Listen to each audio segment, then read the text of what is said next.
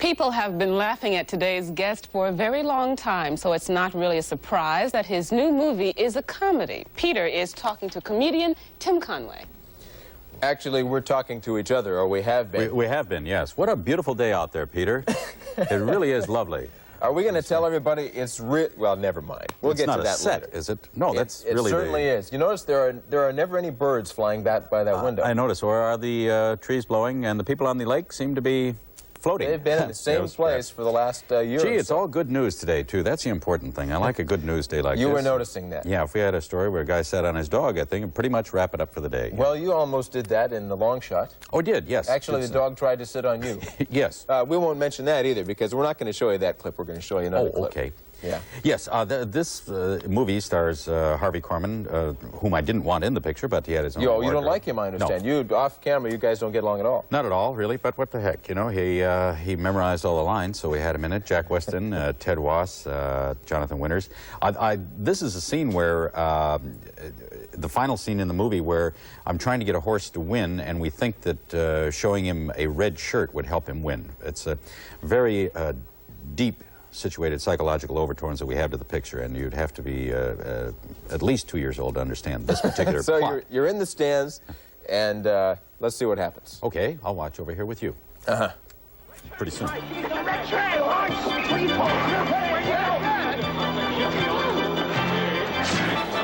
my gosh. Whoa, hey, what kind of... Gee. Right.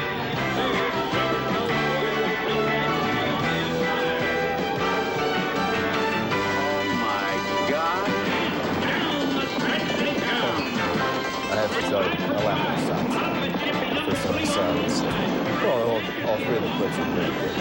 Is the movie as good as the clips? Yeah, better than the clips.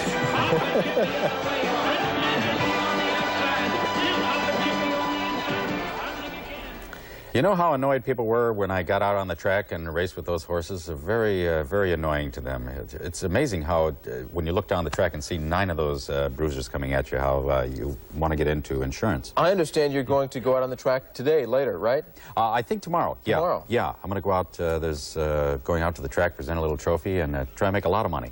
Not just a little, a lot. You always have to go with the big promises. Well, the track is something that you're fairly familiar with, as I understand. Yes, I was an exercise boy in Cleveland and rode racehorses between the age of 12 and 14, and then I got to this size and the horses went, get off. So I've been around horses almost all my life. Yeah, well, that's something that most people who get involved in a movie get involved in something that they have never been around before. So right. Was that kind of fun for you? I think so, yeah. It's probably really the story of my life because I hang around with 3 guys from New Jersey, go to Aqueduct and Meadowlands a lot, and this is really the kind of the story of their lives, too. And it's kind of it's a relationship picture, actually, Peter. It's not really one of those doggone comedies, and of course it is PG-13 because we used the W word a couple of times, so... Oh, no. Yes. So be careful on that one, folks. Boy, yeah. Hey, don't take anybody. Don't take anybody. No. Oh, but the name of the film, did we tell anybody yet? It doesn't matter. Long Shot. Yeah. The Long Shot. We only have the one print, so we will be taking it around house to house, too, which is, if you have 6 or more people, come over and drop in and show it to you. $1.50 a piece. Absolutely. You guys could make a little bit of money. That's how you know the cash is there. Yeah.